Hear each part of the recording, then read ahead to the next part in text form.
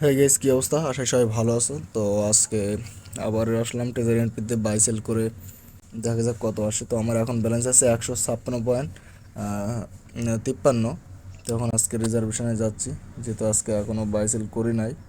তো এখন এআইকে বলে দিব বাই সেলটাও করে দিবে। তো জাস্ট আমি বাইয়ের জন্য কনফার্মে ক্লিক করলাম, দেখা যাক। যেহেতু আমার 56 প্লাস আছে, 143-এ বাই করছে। তো এখন সেলে যাই। আজকে 6.14 ডলারের প্রফিট আসবে, মানে সেল দিবে। তো এখান থেকে আমাকে কত দেয় দেখা যাক। 149 টোটাল সেল হবে, মেবি 2 দিতে পারে। তো বাট তারপরেও দেখা যাক কত দেয়। ও 2.57, গুড। আজকে একটু বেশিই দিছে।